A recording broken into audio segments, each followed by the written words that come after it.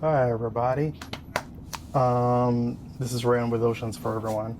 So I've been seeing a lot of squid, and I figured I'd talk about squid. There are cephalopods like octopus and cuttlefish and nautilus. Cephalopod literally means head foot because their arms and tentacles are attached directly to their head. And there's a bunch of different species of squid. Big as a bus, some of them smaller than your thumb, others like the giant squid gets as long as like 40 feet, even longer than 40 feet I think. The fattest squid is like the colossal squid that gets over like a 1,000 pounds. That one actually has like rotating hooks in its tentacle, which is crazy. And then you have like the pygmy squid, which is like, you know, as smaller than your thumb. And they live all over the place: tropical oceans, temperate seas,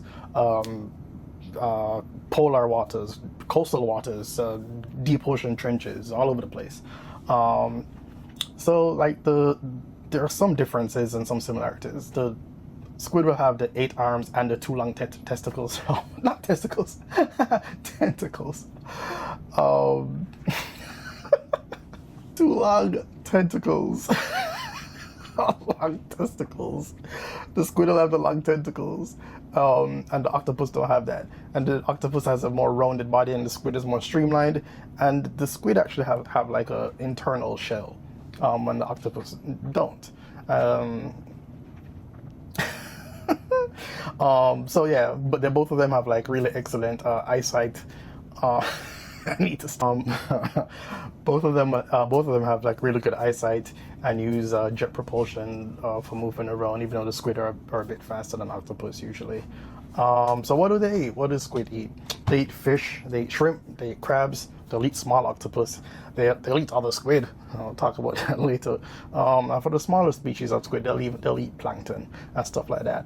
So how they hunt, because they're carnivorous, they'll spot their prey with their big old eyes. And actually, I think it's the colossal squid has like eyes like almost like a foot wide. They're crazy. So spot the prey, and then they'll shoot their tentacles out. And for a tiny squid, the little silly squid that we're seeing out here, not a big deal. But for a squid that's 40 feet long, I imagine that is horrifying. So they'll grab the prey with the suckers or the hooks and pull them in to the beak and tear them apart. A lot of them live alone. Lots of deep sea squids will live alone. But you do have some schooling squid, like the Humboldt squid. Well, they are some wild boys, I tell you what. So they form groups of hundreds, and they hunt cooperatively. And these ones are the ones that, before I even get into that, they also, they communicate using like flashing color patterns, which can get very complex. It's like a whole language. But yeah, that's a whole separate thing. So let's talk about reproduction real fast. The bow thruster is on, so I don't even know if you can still hear me.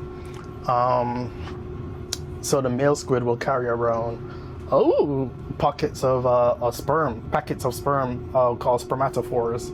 Are they called spermatophores? Yes, yes.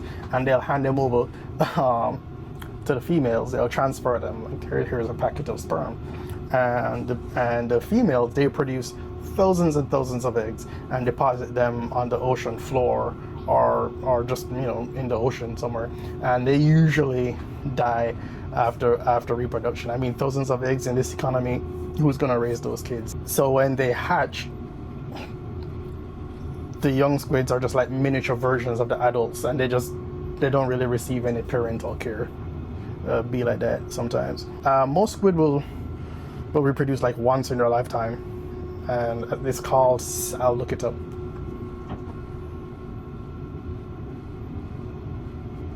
Do I have to look it up? Semelparity is what it's called. That's a separate thing. Video will get too long if I get into that. Humboldt squid, and I think some other species too. If they're around and there's just no food, they'll just like look at another squid and be like, and just eat the other squid.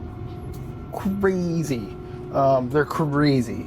But yeah, that's the thing that squid do. Some of them, anyways. So quickly before I go to bed because I'm very tired. They have 3 hearts. 2 of them are going to be for pumping blood to the gills, and 1 is going to be for pumping blood to the body.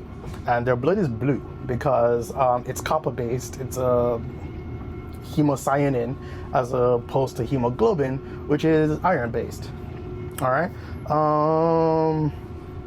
And they have chromatophores. I was talking about changing colors. Their skin cells can change colors like in a fraction of a second, really, really fast. And they can pretty much camouflage in almost any environment. They're really, really cool. I don't know, I think that's it. Okay. Bye, guys.